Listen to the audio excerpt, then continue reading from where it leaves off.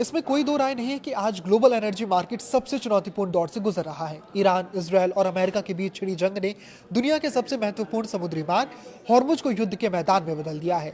जहां से दुनिया का 5वां हिस्सा तेल गुजरता था, वहां आज सन्नाटा है या फिर टैंकरों पर होते हमले।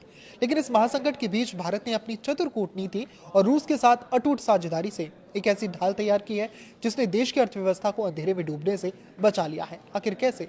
मिडिल ईस्ट के सूखे के बीच रूसी तेल भारत के लिए संजीवनी बन गया। आइए इस भू राजनीतिक बिसात को समझते हैं। नमस्कार, मैं आशुतोष जोशी और आप देख रहे हैं न्यूज़ 18। मिडिल ईस्ट में जारी संघर्ष ने भारत के तेल आयात की गणित को पूरी तरह बिगाड़ दिया है।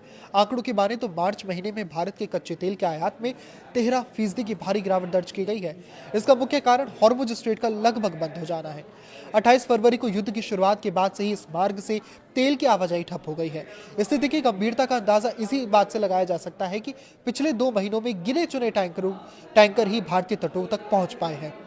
हाल ही में भारत के झंडे वाले 2 जहाजों पर हुआ हमला ये साफ करता है कि ये मार्ग अब सुरक्षित नहीं रहा।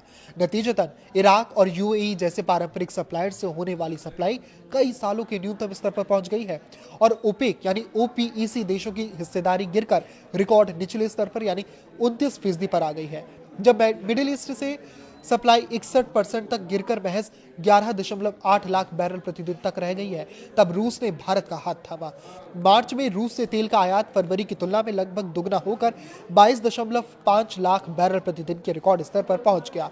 दिलचस्प बात यह है कि भारत के कुल 45 लाख बैरल प्रतिदिन के आयात का आधा हिस्सा अकेले रूस से आ रहा है। ये बदलाव केवल व्यापारिक नहीं बल्कि सामरिक भी है। भारतीय रिफाइनरियों ने रूसी तेल की खरीद उस वक्त तेज की जब अमेरिका ने ईरान युद्ध के कारण आसमान छूती तेल कीमतों को नियंत्रित करने के लिए रूसी तेल पर लगे प्रतिबंधों में ढील दी। तब ट्रंप प्रशासन द्वारा इस छूट को 1 महीने के लिए और बढ़ाने से भारत को बड़ी राहत मिली है, जिससे भारत प्रतिबंधित रूसी तेल खरीदने वाला पहला देश बन गया है। इस संकट ने भारत के तेल सप्लायर्स की लीग टेबल को पूरी तरह पलट दिया है। रूस अब निर्विवाद रूप से भारत का नंबर 1 सप्लायर बना हुआ है। वहीं सऊदी अरब ने इराक को पीछे छोड़कर दूसरा स्थान हासिल किया है। मध्य पूर्वी तेल की कमी को पूरा करने के लिए भारतीय रिफाइनरियों ने अब अफ्रीका की ओर भी रुख किया है, जिससे अंगोला अचानक भारत का तीसरा सबसे बड़ा सप्लायर बनकर उभरा है। ये विविधता भारत की उस रणनीति का हिस्सा है जिसके तहत वो किसी एक क्षेत्र पर अपनी निर्भरता कम करना चाहता है। हालांकि मार्च 2026 को आखिरी वित्त वर्ष में रूसी तेल आयात में पिछले साल के मुकाबले 6.2% की मामूली गिरावट देखी गई थी, लेकिन नई अमेरिकी छूट के बाद ये ग्राफ फिर से तेजी से ऊपर जा रहा है। हॉर्मुज स्ट्रेट का संकट सिर्फ भारत के लिए नहीं बल्कि पूरी दुनिया के लिए एक सबक है कि ऊर्जा सुरक्षा को कभी भी हल्के में नहीं लेना जा सकता।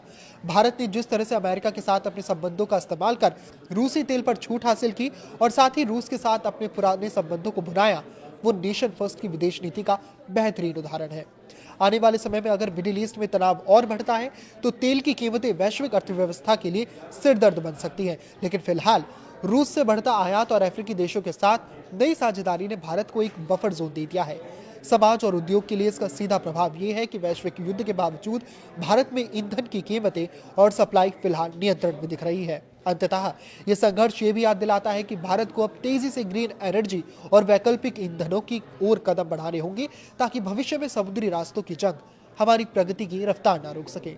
इस पर आपकी क्या राय है हमें कमेंट करके जरूर बताएं, लाइक करें, शेयर करें और इसी तरह जुड़े रहें। नमस्कार।